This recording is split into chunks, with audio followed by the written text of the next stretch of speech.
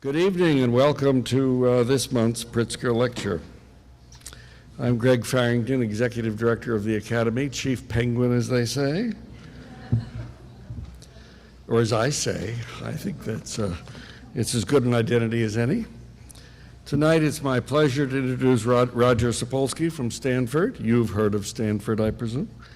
He's the John A. and Cynthia Fry Gunn Professor, and he holds joint appointments in biology and neurology and neurological sciences.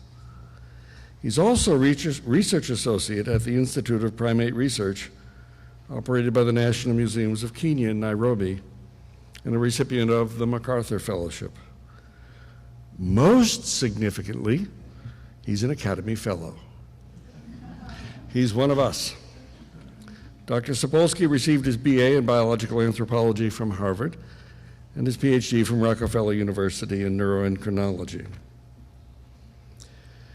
He's the author of several books, including, and I love these titles, Stress, the Aging Brain and the Mechanisms of Neuron Death, a Guide to Stress-Related Diseases and Coping. I can't quite decide whether to read it or not. He also regularly contributes to journals such as Discover, Science, Scientific American, Harper's, and the New Yorker. I hope you read them all.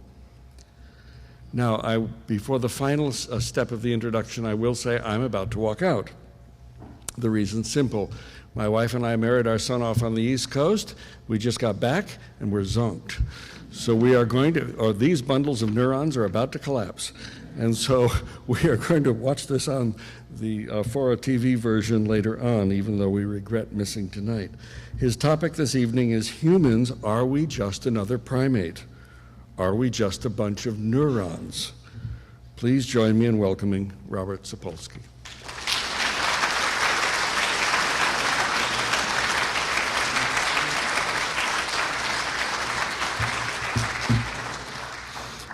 Well, thank you. It's a pleasure being here and not being jet lagged, so that's a good thing. It's also the first time I've lectured next door to an indoor rainforest and underneath a lawn, so that's good also. Okay, so starting off, I'm both a neurobiologist and a primatologist. I sort of alternate between thinking about neurons and looking at primates in their natural habitats. And you do that long enough, and you eventually start looking at humans kind of strangely. You notice how long guys' canines are, for example, and you think comparatively, or like you see somebody ambling down an aisle and you think about how much anesthetic it would take to dart them in their rear end to take them down, and you wonder if that person is a monogamous or a polygamous primate. You start thinking about humans, and it's mighty hard to sort of wrestle with this issue of, well, just how much are we just another animal, just another mammal, just another primate?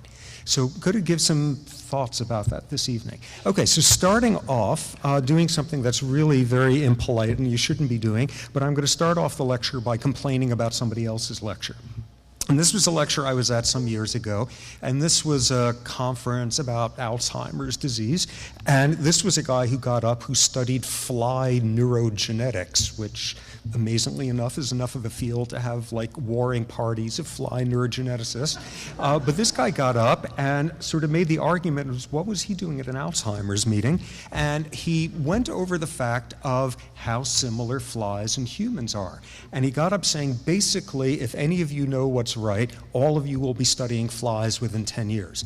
And here's the argument he made: roughly the same number of genes, in a lot of cases the identical gene, and the neurons are essentially the same resting potentials and neurotransmitters and enzymes and all that. Humans have not invented new types of brain cells, new types of chemical messengers. We've got the exact same kind that flies do. So he's arguing here that's why you should start studying flies. And as far as I was concerned, he had just proven why genetics and neurotransmitters, etc., tell us nothing about what makes humans humans, because we've just shown that there's nothing distinct in that realm. So what I want to try to wrestle with this evening are ways in which we do have insights. When are we special and when are we anything but? And broadly, I find it sort of useful to think about this in terms of what are the domains in which humans are just like every other animal and nothing special? What are the domains where we do the same exact thing as every other beast out there but in a totally novel context? And what are the things that we do where it is with absolutely no precedent out there in the animal kingdom? Okay, first example, just like every other animal out there. Here's the scenario. You're a hamster. You're a female hamster. And what you do is you ovulate every 4 days or so. That's how female hamsters work. So you're sitting there in your cage ovulating away every 4 days, and they put in another female hamster. And what's going to happen over the subsequent weeks is both of you are going to start lengthening your cycles and eventually synchronize them so that you're both ovulating within a couple of hours each other on the same day. Then they take a male hamster and put him into the cage with you, and that completely desynchronizes and shortens your cycles. This is amazing. This works totally this way. It's all done by way of pheromones, chemical olfactory messengers. You can prove this low-tech by just like holding the female's hamster's nose closed for days, or you could do it really elegantly in these studies. Don't put the male in the cage, have the cage in an enclosed space, and pump the air from the male's cage into this one, and it has the exact same effect. It's all olfactory. People understand what parts of the brain process it. It works completely. And what's totally cool is when you put the two females together, it's not random who synchronizes the other. The socially dominant one tends to drive the synchronizing of the two. So everybody knows this, totally well studied, and this is seen in canines and bovids and felines and I don't know what else. You apparently in Iowa, you can go into a 7-Eleven and buy a can of pig ovulatory synchronizing spray, and you can go, I have no idea why you would want to synchronize your pigs ovulating. Growing up in New York, neither is a vocation or an avocation, but you can apparently do that there, that there's like these, that's how well it's known. You can go synchronize your pigs. And the amazing thing is it works exactly the same in us, where it's known as the Wellesley effect. The Wellesley effect, first described their study in 1970 of women freshman year and roommates over the course of the year synchronizing their cycles, except for women who had close intimate relations with a male. It was shown that's olfactory dependent, and it's the exact same thing. And this is well studied enough that like biologists brag about it. I remember during college, we'd sit around the dinner table and someone would be saying, when we roomed together this summer, I had her synchronized by August 1st. That's how bad it is to hang out with biologists, because in us as well, it tends to be the more extroverted, the more socially dominant person who synchronizes. We're just like hamsters. Some of the time, though, we have the exact same machinery, but we use it in completely novel ways. Example here. Okay, you got two humans who are going through this obscure ritual. They sit facing each other at a table. They don't move, they don't speak, they don't make eye contact. Nothing more is happening than every now and then one of them lifts their arm and moves a little piece of wood around on the table. And if these were the right two human chess grandmasters in the middle of a tournament, they are maintaining the blood pressure of a marathon runner for hours and hours on end, simply thinking.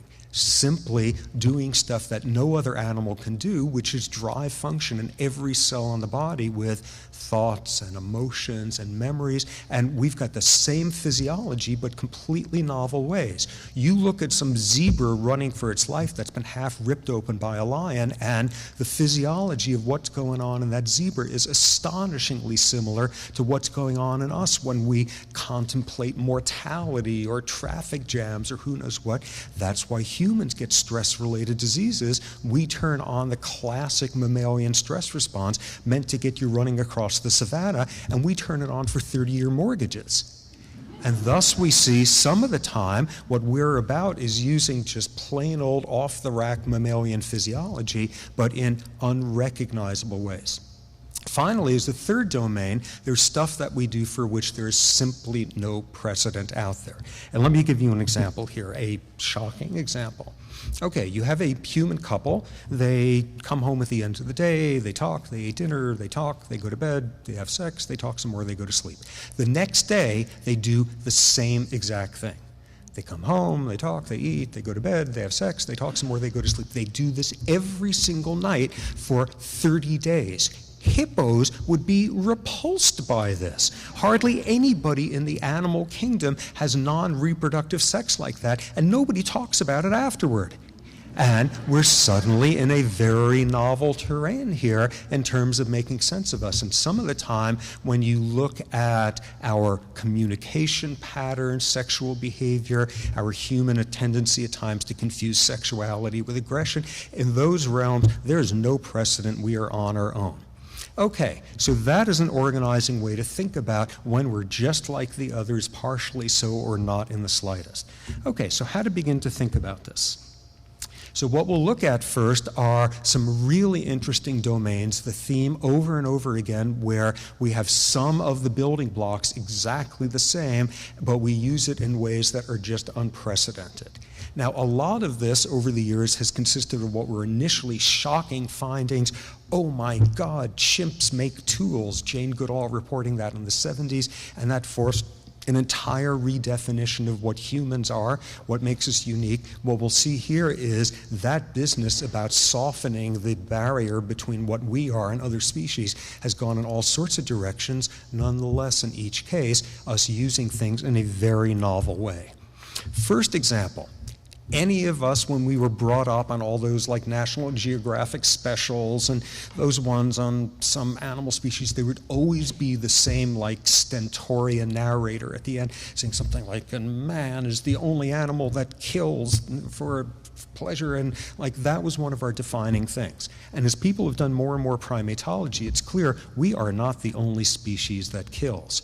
All sorts of occurrences in other species, where it could be violent, cold-blooded, hot-blooded, premeditated, planned. It can be Machiavellian in terms of its strategic consequences. It could be savagely bludgeoning. It could be just like we do when we kill another member of our own species. And most remarkably, it's not even unique to us anymore to have organized violence. Now here's one example from one of the troops of baboons that I study, and this is a male who had joined one of the troops a few weeks before as an adolescent, and the only way to describe this guy is he had terrible political skills, and he was hassling all sorts of guys he had no business going anywhere near, and one evening a coalition of 6 of them ganged up on him, and this is what was left in the morning. We are not the only species that kills, and in this organized way. An even more dramatic example. This is a bunch of chimps and carrying out, starting off, what is called a border patrol. These are all the males of one group, and on occasion what they do is get into a very agitated, sort of emotionally contagious state of going and checking out the border of their territory, and if they encounter another chimp from the next valley over, they will attack and kill him.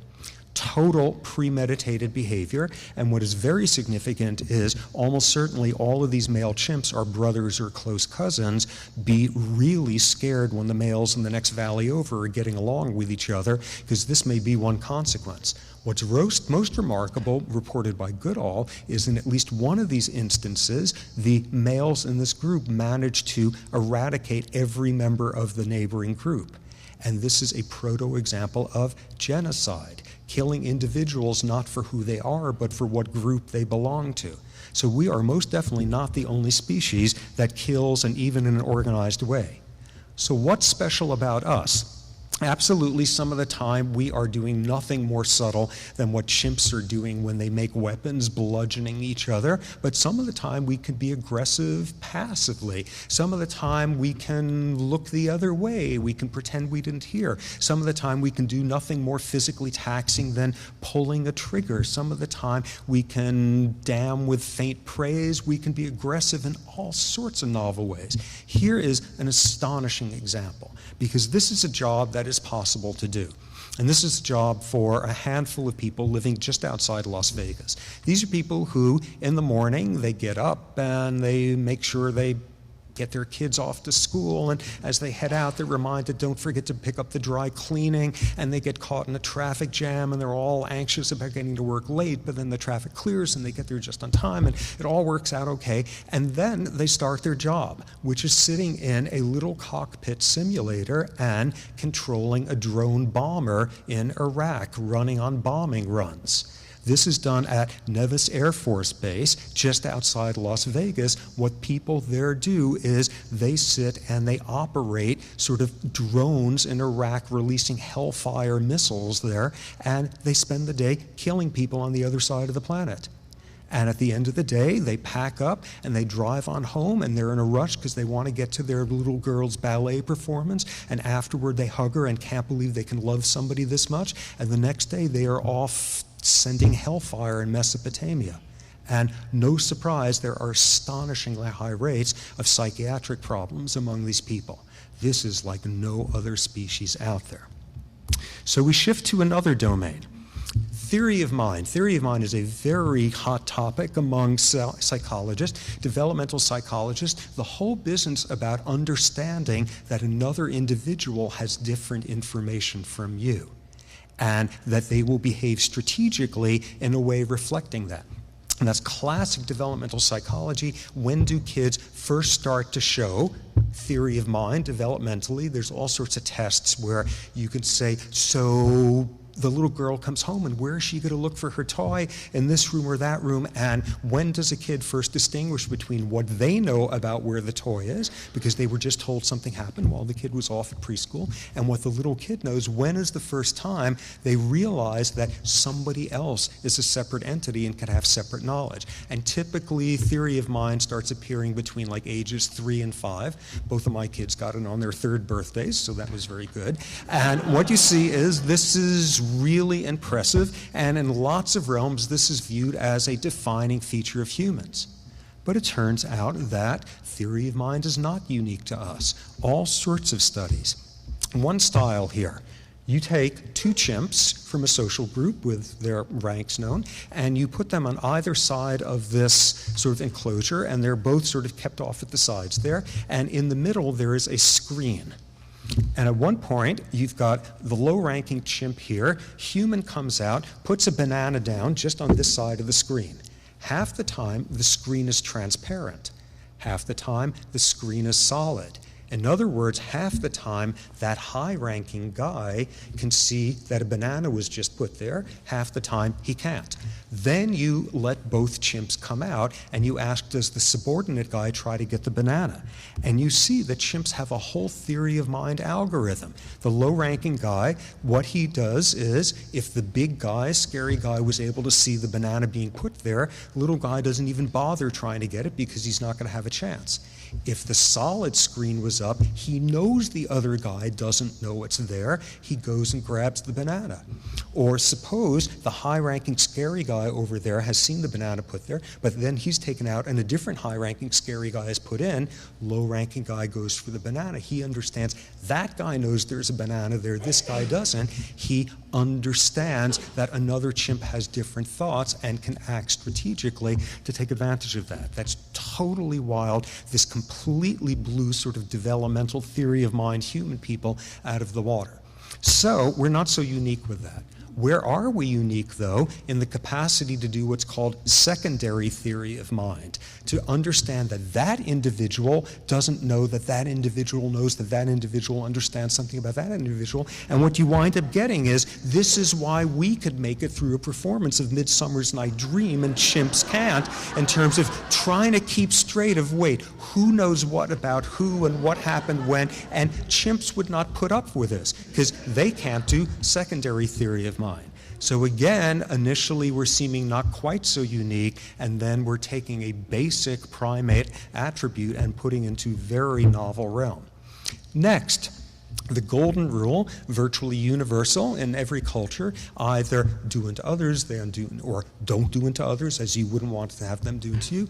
And what game theorists have formalized in ways of how do you maximize play to maximize cooperation. And what you see is the most efficient strategies often are built around golden rule type interactions, tit for tat. You can show mathematically in terms of these games like the prisoner's dilemma. What you have most efficaciously is you begin by cooperating. If the other individual cooperates, you continue to cooperate. If they cheat against you, the next time you cheat in return. If they've gone back to cooperating, you do as well. You do a tit-for-tat strategy, and this is something, the mathematics of this is studied by game theorists and economists and war strategy people and all of that, and it's all built around we are rational enough to come up with ways of maximizing different strategies.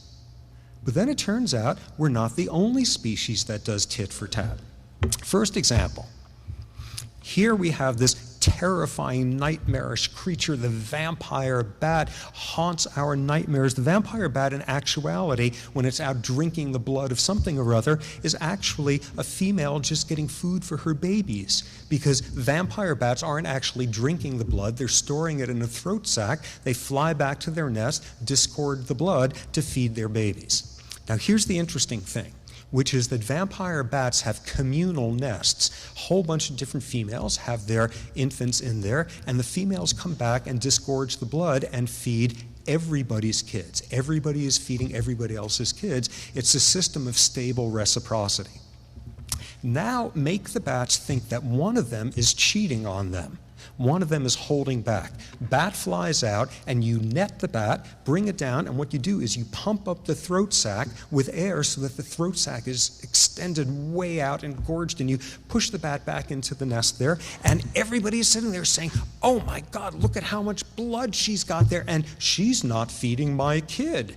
And the next time around, nobody feeds her child. They do a tit-for-tat strategy. Even more amazing example, in part because of the species having so few neurons, here we leave mammals behind and talking about fish. Fish, classic research with stickleback fish. Okay, make a stickleback fish believe that its territory is being invaded. What do? You put a mirror up against the side of its tank, and within seconds, it's attacking its image there. Now you make the fish believe it has a coalitional partner. Here's what you do. You take a second mirror and put it perpendicular to him, and now what's happening is every time he's lunging forward, his reflection is doing that there, and he's saying, I have no idea who that guy is, but he's great because every time he's keeping the other guy out there, and this is great. We've got this stable partnership, yay team. Now make the fish think his partner is cheating in their social contract. Take the mirror and angle it back a bit so the image is deflected backward. So now he's sitting and he's going at his image there, and he sees the guy moving forward, but he sees the guy's not moving forward that much, and he's sitting there saying, that bastard, I can't believe it. Here we are, I'm blistering my lips here against this guy's lips. That's kind of weird the way that works, but I'm defending the trade. Oh yeah, he's just pretending to go forward, but I see he's not going all the way there. He believes his partner has cheated on him, and the next time he sees his image, he doesn't attack it. He's tit-for-tatting back. So we are not the only species that is capable of doing that sort of optimization. What is unique about us, though, is a very subtle elaboration on the golden rule in tit-for-tatting, not do unto others as you would have them do unto you, but when do you deal with the fact that one individual may have different desires than another one as to what counts as what is reciprocity, and no animal out there could understand what's going on in this quote, built around that not all humans have the same goals. So yes, we're not the only ones with some variant on the golden rule, but we are vastly more subtle in terms of how to think about it and what we do with it. Next domain, one of these areas that seems just definedly human, empathy, the capability of feeling someone else's pain, that is at the core of so much of what makes us human, and what is clear is we are not the only species. Wonderful work in a lot of realms, some of the best by a primatologist named Franz de Waal at Emory University, and what he shows is something that sure looks like chimp empathy. Here's what he shows. It's captive animals.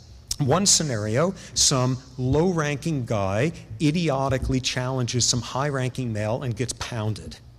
Second scenario, low-ranking guy is sitting there minding his own business, high-ranking guy is in a bad mood and pounds him. First case, the guy asked for it. Second case, innocent bystander.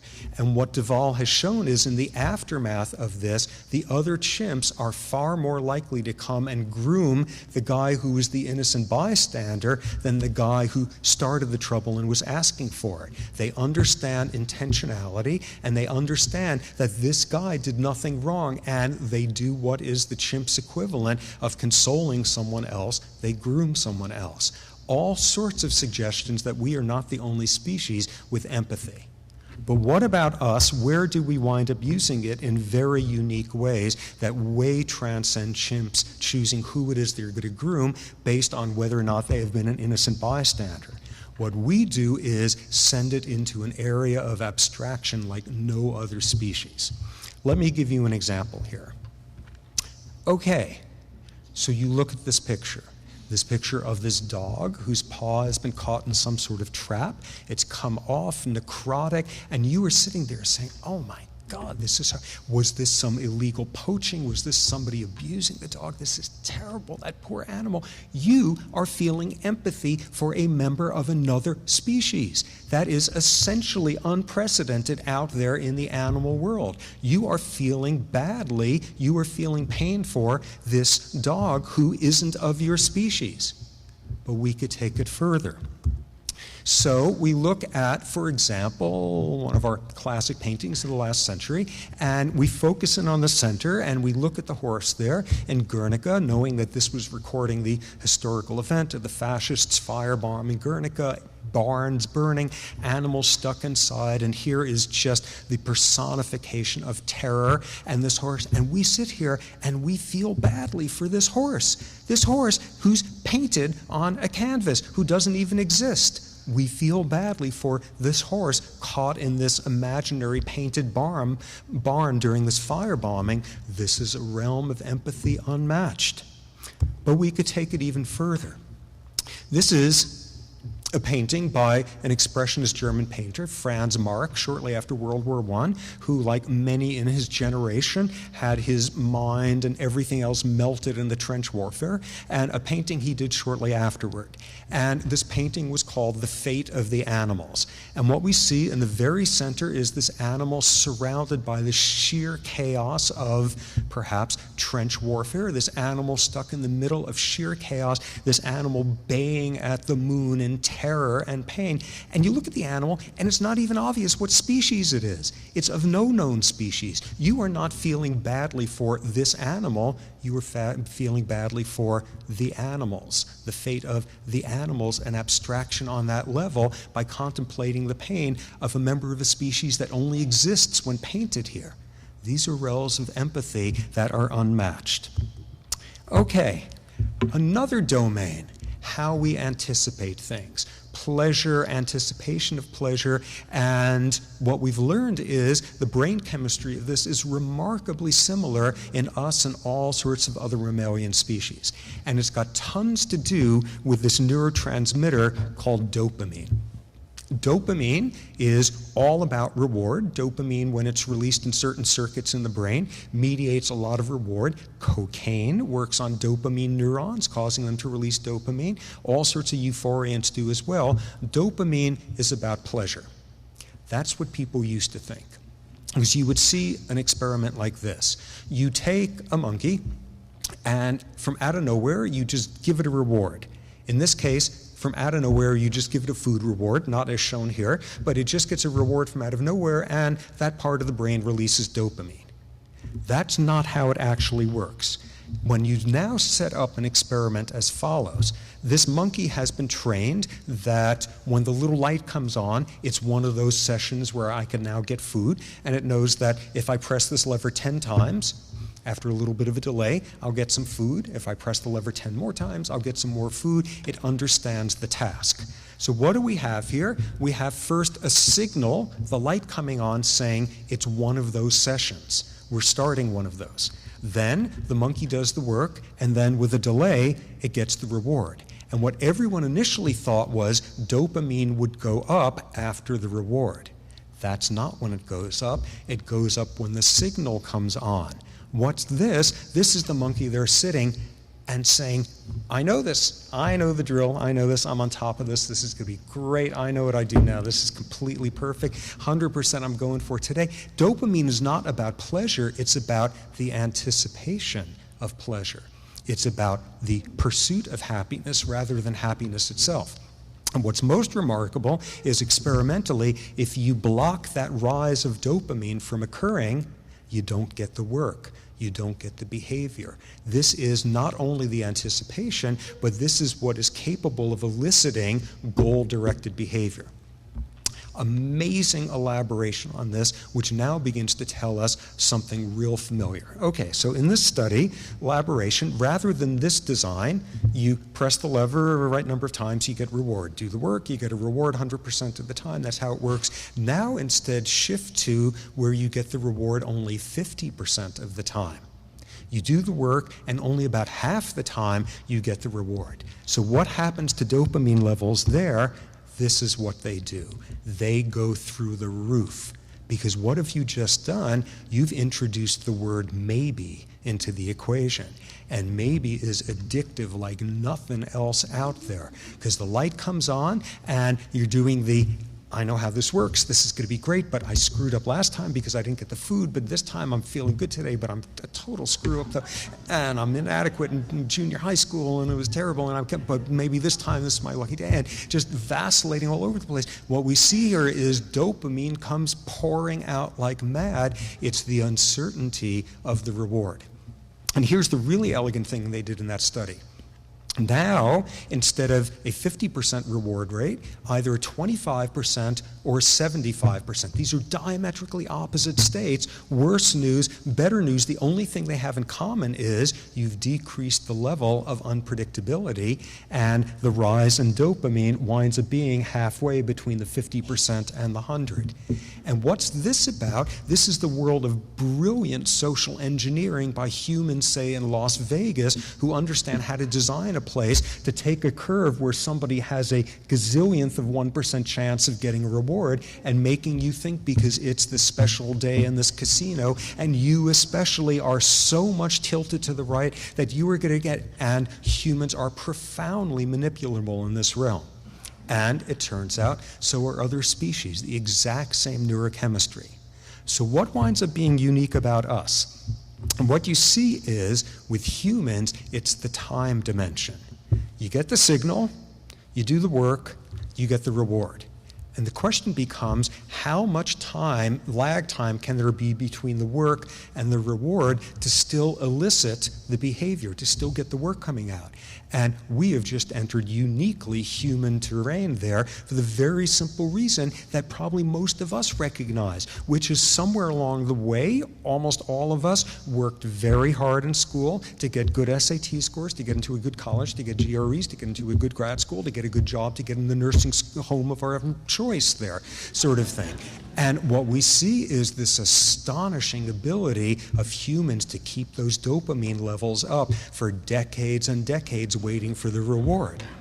And in the most bizarre, unique realm of this in humans, sometimes we could maintain it with a belief system where the reward doesn't come in our lifetime.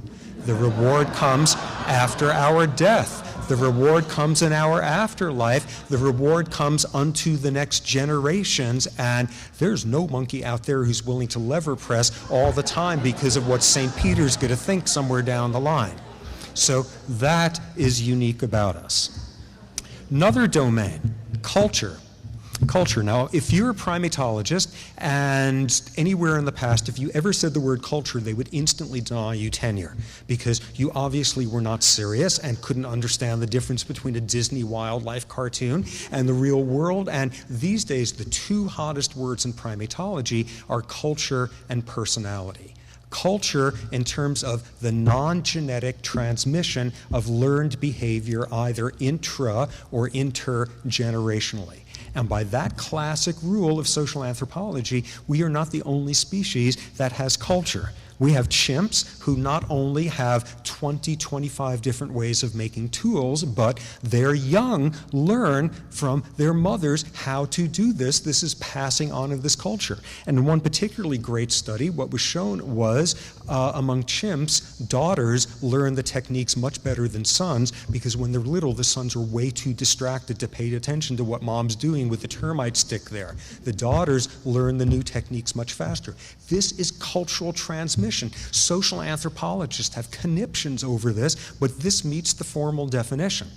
And animal cultures can be even more subtle than the mere passing on of the information of how you make your termite stick. And this is some work that my wife and I did some years ago, studying our baboons out in East Africa, showing a very unique case of cultural transmission in a different species. This was a troop of baboons we were studying in East Africa, where it just happened the neighboring troop had within its territory a tourist lodge with a garbage dump, and the baboons in that neighboring troop spent most of their day just sort of foraging on the leftover food in this garbage pit. Really charming. And in fact, we did some studies on those animals. They would get elevated cholesterol levels, insulin levels, triglycerides, tooth decay, all of that. So they're feasting there on a westernized diet. They also get the first markers of metabolic syndrome. So they're having a fine time. They're eating the leftover British desserts from this tourist lodge. And what evolved was a subset of the males in our troop going over in the morning to do the same. At one point then, there was an outbreak of tuberculosis, which turned out to be due to contaminated meat at the tourist lodge, which was winding up in this garbage dump. TB goes like wildfire in non-human primates. It is not festering there for years while you can be Thomas Mann writing 1,000-word novels about it. It goes through groups of primates like wildfire, and it killed most of the animals in this troop, and it killed all the animals from our troop that were going over to there to forage. So 50% of the males in this troop had just been killed. Critically, it was not random which males died. What sort of males would be doing this? Number one, it had to be the most aggressive males in the troop, because you're going over to the neighbors to fight your way in among twice as many males to try to get some of your garbage, some of their garbage. Second, baboons do most of their social grooming and gossiping and stuff first thing in the morning. If these guys were picking up to run over and fight for garbage instead, these were the least socially affiliated males. So suddenly what you have is a troop where the surviving males are the least aggressive, most socially affiliated ones. And this transformed the atmosphere of this troop. They became far more social. The average distance between them decreased a whole lot. Far less aggression. You see males carrying infants around all over the place. These good guy males, you see something extraordinary. If you're a primatologist, a baboonologist, this picture is more shocking than if this was like showing baboons flying or being photosynthetic. These are two male baboons socially grooming each other. Male baboons do not groom each other. They try to rip each other's faces open. In this troop, the males groom each other. And you have this completely different atmosphere. And what qualifies this as a culture is, as new males join the troop, males growing up elsewhere and transferring in as adolescents, it takes them about 6 months to take on this behavioral style. It is this transmission of culture. So we are not the only ones in ways that are previously thought to be unique to us. So what's unique about human culture is just the sheer magisterial complexity of it, the fact that there's no other species on Earth would ever dream of trying to do something like this. We just do stuff culturally that just leaves the others in the dust. Not only things like this, but not only are we able to kill, not only are we able to kill in an organized, premeditated way, but uniquely, we are able to kill out of ideology, out of theology, out of a thought, out of an idea, and that's a realm of culture like nothing else out there. Chimps may eradicate their neighbors, but chimps will not do so because the neighbors have a different economic system or believe there's a different sort of God listening to their prayers. And in that realm, our cultural attributes are absolutely unique. Okay. So that now brings us into a realm where rather than all of this stuff about we have the same basic building blocks as every other species out there, but we use it uniquely, now looking at realms where there is simply no precedent. Nothing else out there does the sort of stuff that we do. And giving two examples here. First one is personified in the personification on this. These are two quotes from this wonderful book by Ruth Gendler called The Book of Qualities, which each page is this personification of a different emotion, and they're wonderful, they're great, and what you have are these like very strange ways of talking about compassion or anxiety or anything, and we understand what she's talking about. We understand because we do things like have symbols and metaphors and parables and analogies and figures of speech, and this is something that no other species has out there. And we can suddenly understand all sorts of things. We know that when the captain of the ship is asking for more than just hands, when he's asking for the hands to be on deck, we know that the hands represent something. We understand that Kafka's Metamorphosis was not a book about entomology. We understand that a piece of cloth can represent deep, deep societal values, and it could be deeply offensive if somebody else is trying to burn that flag. And we also understand that the right person putting the right collection of ink on a piece of paper, and what that music stands for is Napoleon getting his ass kicked outside of Moscow. And what we also understand is the phrase Napoleon getting kicked there outside of Moscow. What that actually stands for was thousands and thousands of soldiers dying cold and hungry far from home. We can do things that are astonishing and unique in the realm of metaphor. But what's most interesting about it is how our brain processes it. Because we have, in some ways, a classic mammalian brain, but we've got to handle something utterly unprecedented here, the notion of metaphors and symbols. So how does the brain do it? It turns out in a very unexpected way.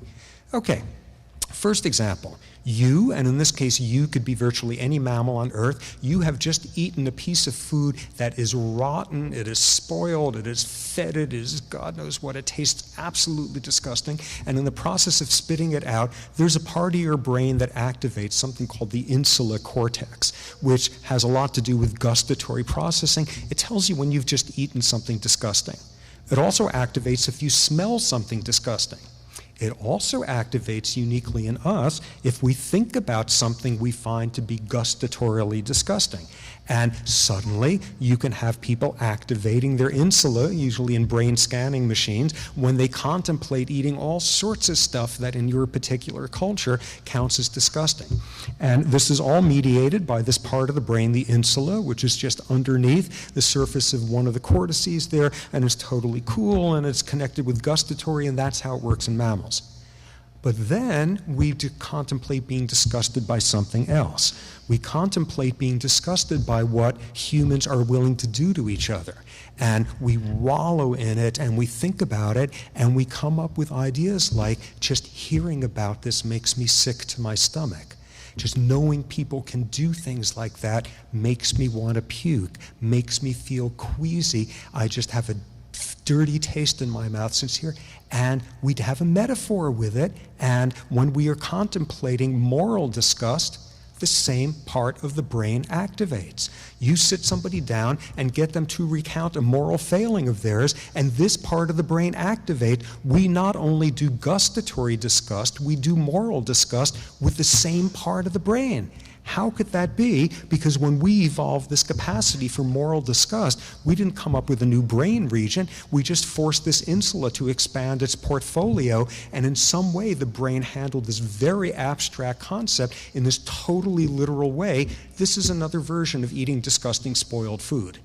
A certain concreteness there in how the brain handles it. Next example.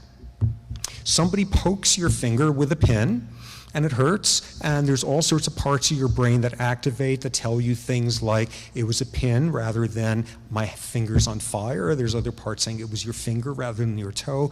It was telling you the intensity, all sorts of like painometer, very concrete areas. But then there's a part of the brain called the anterior cingulate, which is more involved in the evaluative aspects. What does it mean that I'm having this pain? Or sit and contemplate right now your finger being poked like that, and you will activate your anterior cingulate. It will be this part of the brain that gets active, and it responds not only to you being in pain, but you imagining you're being in pain.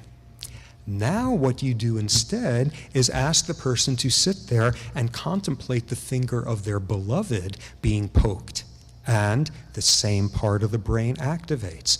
On a very literal, concrete level, this part of the brain feels someone else's pain.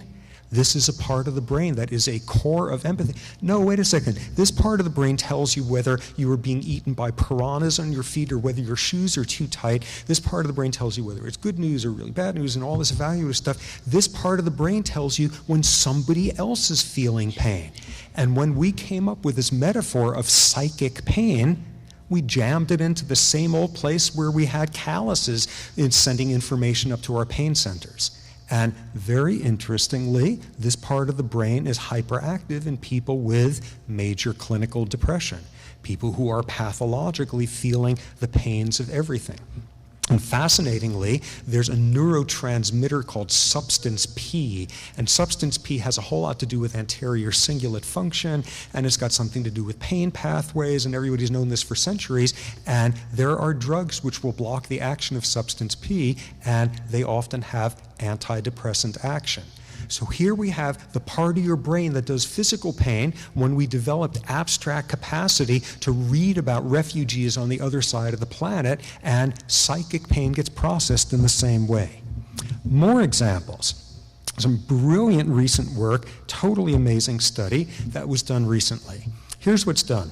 Researchers got the volunteers to come in, and in the first scenario they asked the person to tell them something about what their high school was like or some such thing as part of this psych study.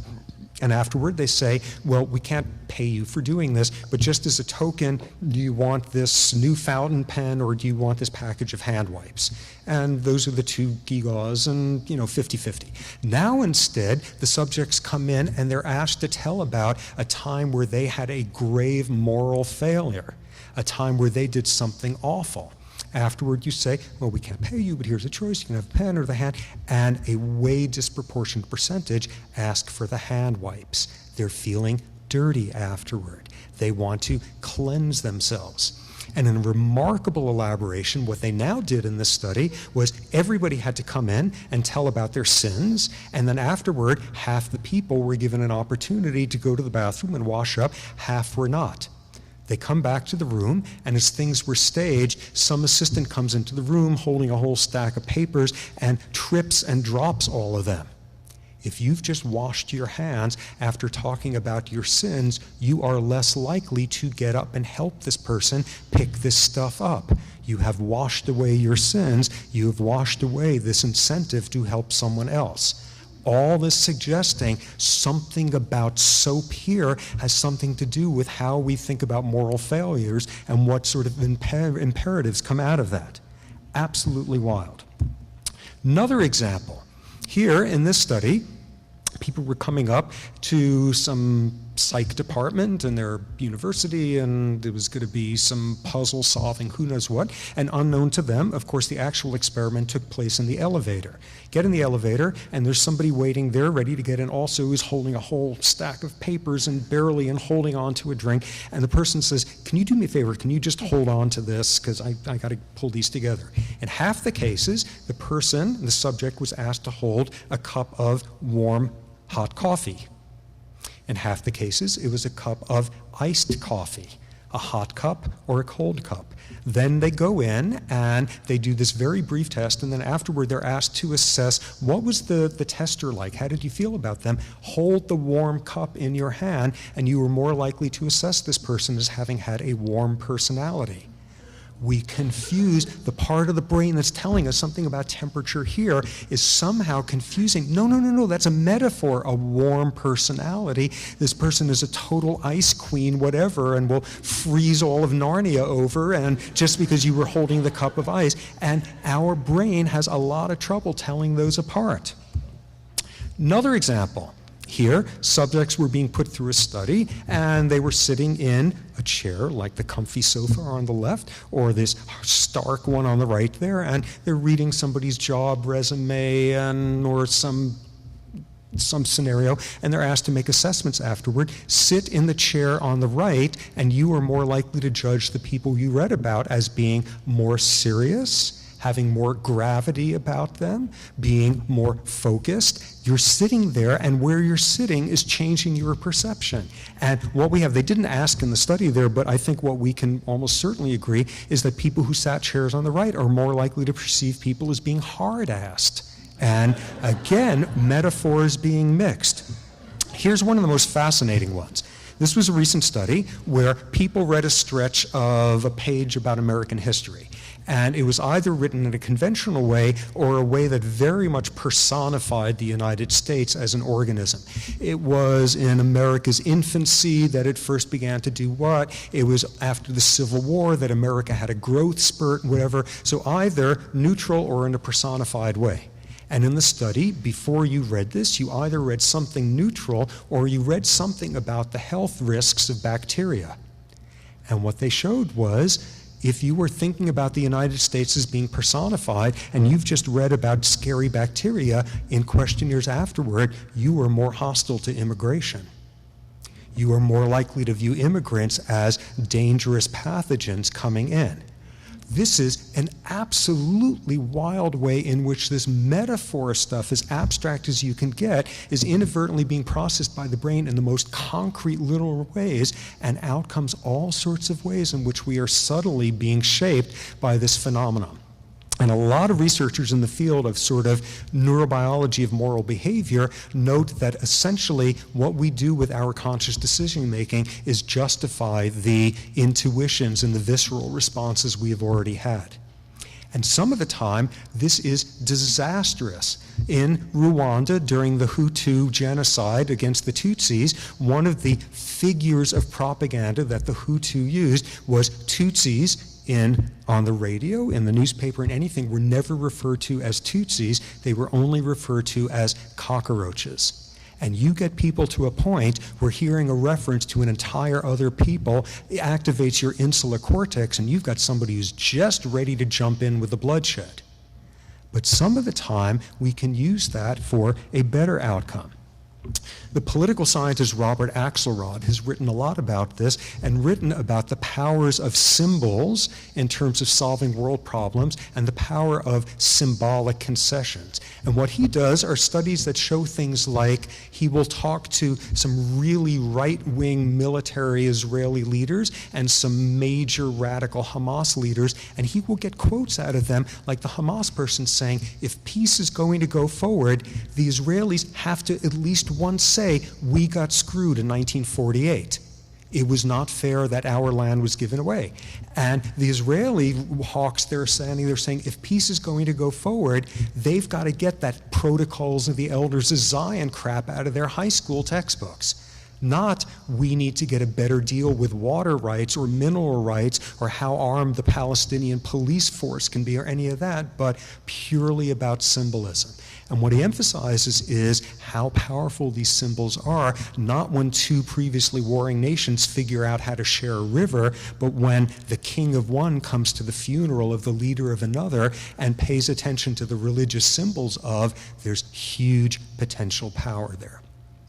Now, the other domain, that last domain I want to talk about, where we have simply no precedent out there, is in some ways even more abstract in this world of metaphor. And it could be summarized here in this way, which is this human ability, in some settings, to gain the strength and the will to do something from the irrefutable evidence that that something cannot be. What do I mean by that? Let me make this a little bit less abstract and instead a quote from Kierkegaard. And if you subscribe to this particular type of belief system, this notion that what religiosity is often about is the ability to hold two contradictory facts in your head at the same time, or two contradictory beliefs. Let me make it a little bit less abstract than that. This is a nun named Sister Helen Prejean, and lots of people probably saw the movie back when, Dead Man Walking, which was about her. This is a nun who has spent her time ministering to the needs of men on death row in a maximal security prison somewhere down in the South.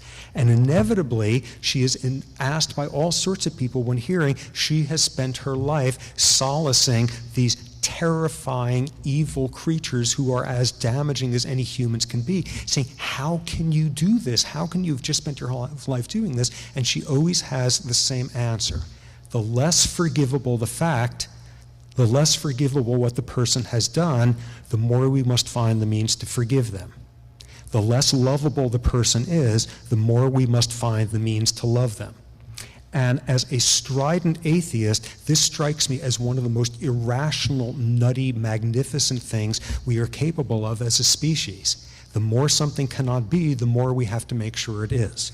And to finish up here, in lots of ways, that is the realm where we can do our most uniquely human things, built out of a danger of a certain human wisdom.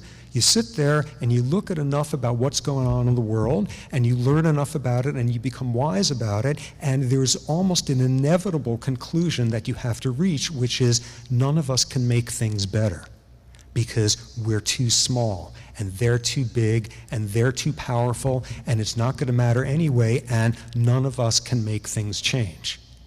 And what we have to deal with is the notion that the more clearly, irrefutably, and arguably it's the case that you cannot make a difference, the more that must be the motivation to make a difference and have that as a moral imperative.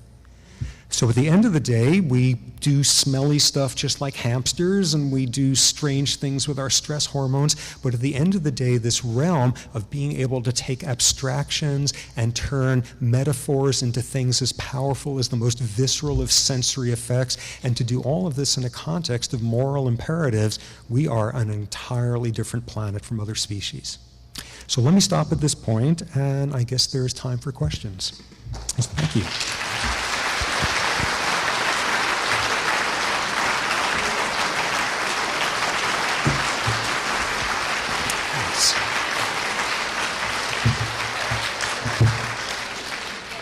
So I'm going to come around with a microphone, and just as Greg mentioned earlier, we're videotaping this for our audience at home, so I'd like to have a show of hands, and I'll come around with the microphone. That way everybody here and at home will be able to hear your questions.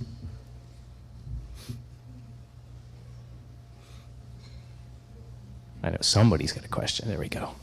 Or if you really want to shout out loud, I'll then paraphrase your question for everyone else. With those comments, your final comments about what makes us unique, what would you call that realm? Our ability to constantly confuse the real with the metaphorical, parentheses, our brain's evolutionary challenge to have come up with something as novel as moral abstractions and have to duct tape it into some part of the brain that lizards use, and the ability for us to flip back and forth, and the ability to build entire worlds of good or bad acts out of that. How is that different from the realms of philosophy or religion? Well, depending on your tastes, that's not different in the slightest, or it's a completely different way of thinking about it. It's obviously part of that. When you have a nun saying things like, my central credo is the less lovable someone is, the more I must find the means to love them, that is at the centerpiece of that style of thinking. And as shown there, it could be framed theologically, and as shown in lots of other cases, it need not be. And one final question would be, how can all of that be cultivated? Well, that's... I don't know. Come on. I'm just a professor. I don't know. Let's see. I think for starters, it suggests we should give tubercular meat to all of the aggressive males on this planet.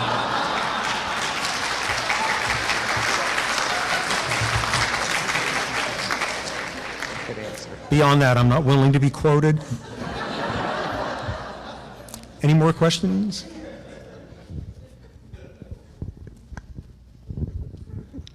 Hi, my sister has a chronic disease, and she works in an office with a man with a dog. It's not her dog. And so certain days she'll feel really awful. She doesn't say anything. She goes in, she sits at her desk. And the dog knows. The dog comes up. It's always there. It's there every day, but it will come up on those days. And she said it will sit under her desk and sometimes put its head on her foot, lean against her. It somehow feels that. Now, what is that? It looks like empathy. Is she giving off something? I don't understand what that is and what the difference is when you show the picture of the dog. It looks a lot like the same thing to me. Okay, I very carefully worded that conclusion there, saying there's hardly any other species out there that does that. Just in preparation for that one. There's every now and then amazing examples of a lion who has killed a gazelle and finds the baby and imprints on it, and YouTube is full of those things, and but they are extremely rare events. They're not rare events when they come to dogs, for the very simple reason that we've spent 20,000 years selectively breeding dogs to want to be humans, where dogs can do stuff that other apes cannot do. They could do gaze following. They could do that with humans. All dogs can do that. Chimps cannot, because we have bred them to be fantastically attuned to our emotional states. And that's fairly unprecedented. What's the really cynical way of reinterpreting that is part of that dog empathy stuff when you're really upset is you're just pumping out all these fear pheromones that just smell miserable to that dog, and it better make you feel better before you stink up the whole room. It's probably not quite that cynical. Let's see, more questions? Our next question from the left. Okay, so my question is, how many of the things that you've labeled as uniquely human could be reduced to the ability of us to, for language in this process of abstraction, to be able to, more decipher and distinguish between aspects of reality so we could pinpoint it? And if you don't have the development of language, you wouldn't be able to do that. And second of all, connected to that, if Sue Savage Wimba is able to teach the bonobos sign language and that sort of thing, then to what degree would you say these things are uniquely human? Great. Bringing in the whole issue of language, it is absolutely central, and what a lot of debates about in terms of sort of the cognitive sophistication of people as they grow up is built around, is it possible to have certain states of mind before you have words for it? Moral development, things of that sort, and things like bonobos with American Sign Language, when they start learning words that are fraught with moral content, then I think we have a discussion. As long as Kanzi is still getting a vocabulary mostly about simple nouns and verbs, it's in a different domain. I don't know what you would call him, political scientist, philosopher, wunderkind George Lakoff over at Berkeley has written tons about the symbolic power of words. That's a realm that even the most successful of sign language chimp studies have not gotten anywhere near. So I think language is incredibly important in that regard.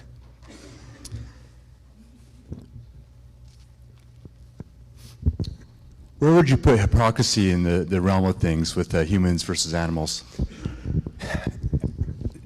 Disastrously human. Not only are we capable of coming up with theologies, ideologies, not only are we capable in every culture of coming up with strictures on behavior that are framed ethically, but we are come up with the means to personally evade it over and over.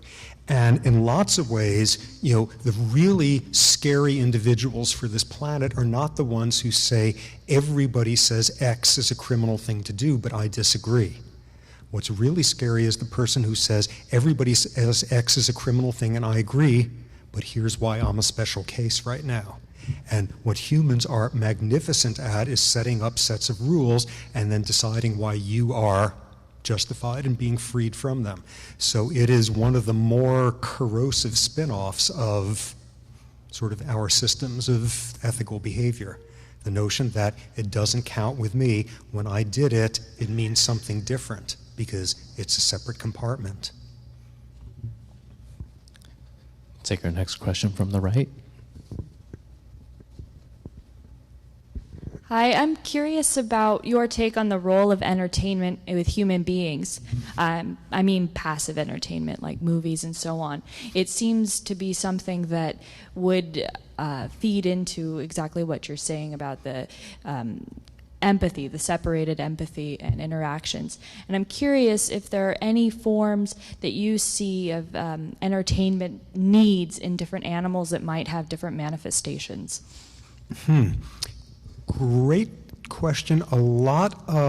There's this whole world with captive primates of trying to come up with environmental enrichment for them so that they are not quite as crazed in captivity as they would have been otherwise. And a lot of people have discovered in their primate centers that various primates like to watch movies, like to watch films. Often like what they like to watch is like National Geographic specials of like chimps killing little defenseless birds and stuff. But what it means for them, I don't know, but I feel pretty certain it's impossible for a chimp to get into a state where it's really, really upset about Bambi's mother, or it's really, really upset about what Lenny does to George at the end.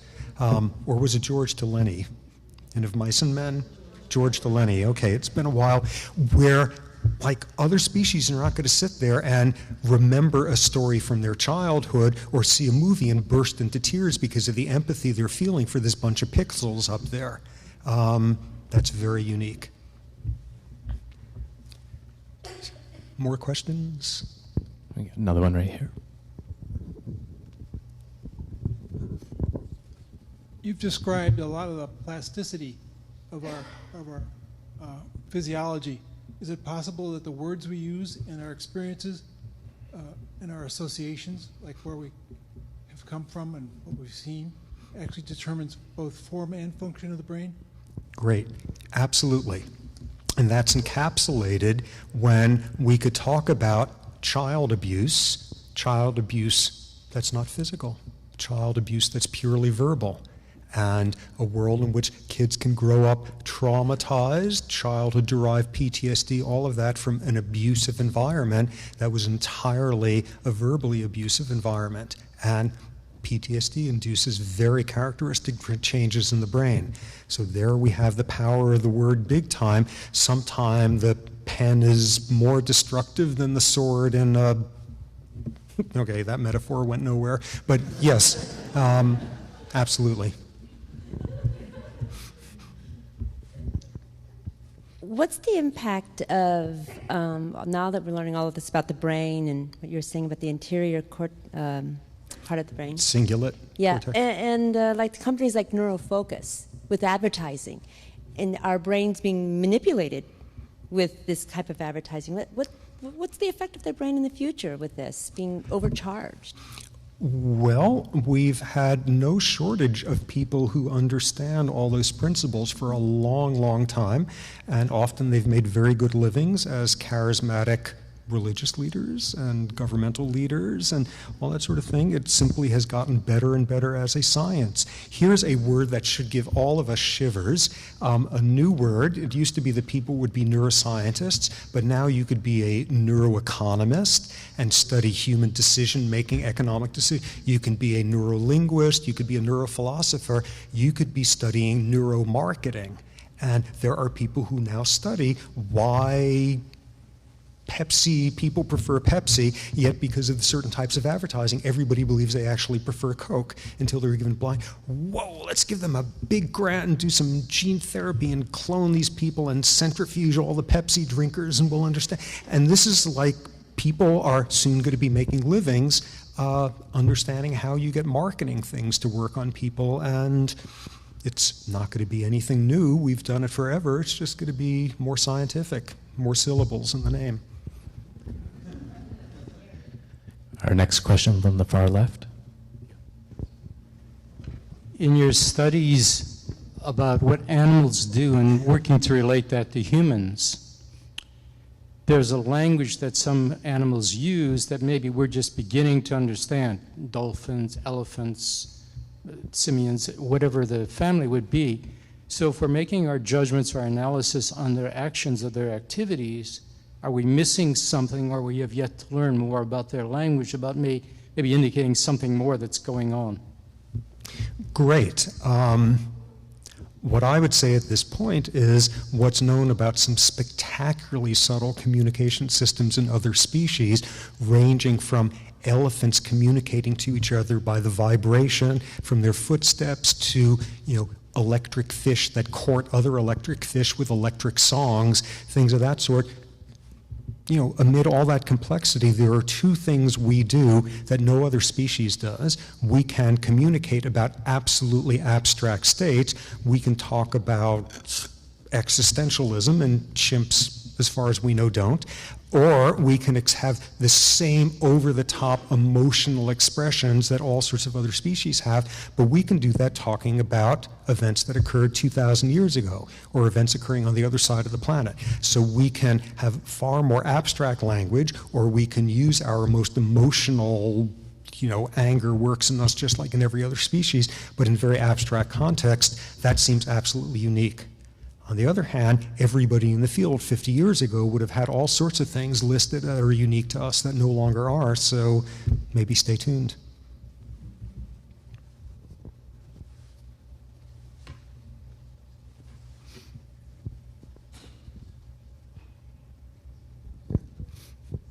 Sometimes we see things that are sort of like an expression of, for lack of a better term, collective consciousness, sort of when we see recently Tunisia, Egypt, and so on, maybe even prior to the first, this current war on Iraq, when prior to the war, millions, 10 million people, some people estimate, around the world on the same day decided they were going to go out and do something. So we see us operating. You've been talking a lot about how we operate as individuals, but is there any sort of conception about why periodically we see people move forward in that way, not just preparing for the next Super Bowl, but just sort of not coming out of the blue? We could look at those things, but why that kind of phenomenon happens? And it's not exactly a herd response, but... Well, I'm not sure if one could document that something like that actually occurs at an above chance level, or if the chance occurrences of it just make a big impact and you disproportionately overvalue it, that sort of thing. But I think in a broader sense, what that shows is if you want to understand how really complex systems work, complex systems like a cell, or an individual, or a society, one thing that's absolutely clear is you can't understand it merely by breaking it down into its little component parts and understanding every little bitty component part and then just glue them all back together. You are never going to understand a human by having sequenced all of their genes. You're never going to understand why a cloud doesn't rain during a drought by studying it under a microscope. You can never figure out why a society or even a crowd of people rioting in a soccer stadium do what they do by looking at the actions of only a single individual. Instead, we have all of these non-linear, non-additive emergent properties, and that is a very vibrant area of research, complexity, and emergence, but what it should caution against is this extreme faith in reductionism. And in my world, what that translates into over and over is don't be overly impressed what genes have to do with the brain. Let's see, any more questions? Yeah, next question comes from the back of the room in the center. So this is a little bit similar. I was going to ask, since there is some small portion of our genes that are unique from the other primates, what do we know about what about our behavior is caused by our unique genes? Okay, great question. One of the great urban myths, if you were stuck in certain types of classes in college back when, is that we share 98.9% of our DNA with chimps. And that was one of those ridiculous soundbite things like, yes, Einstein failed math when he was a kid, and there's alligators in the sewer system in Manhattan, and we share 98% of our DNA with chimps.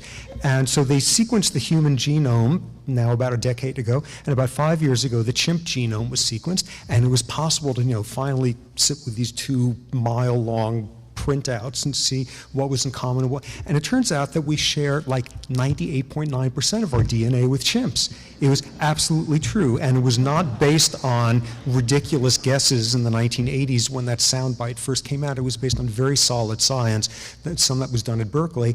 Then the sequence comes out, and yes, indeed, there is that much overlap. So, of course, the question then becomes, where's the differences? What are the genetics of what distinguishes us from chimps?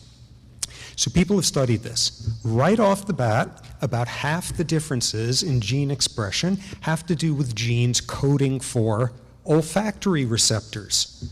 Chimps have a better sense of smell than we do. All sorts of genes they have for olfactory receptors, we've then activated into what are called pseudogenes. What that tells us is if, like, you wipe out half of a chimp's sense of smell genetically, you're halfway there to making a human. Okay, this is not very impressive. Okay, so what other genes have been identified? Some having to do with, like, the size of the pelvic arch.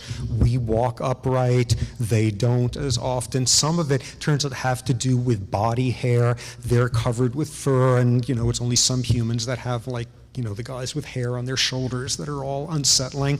And, you know, there's some genetics about immune recognition.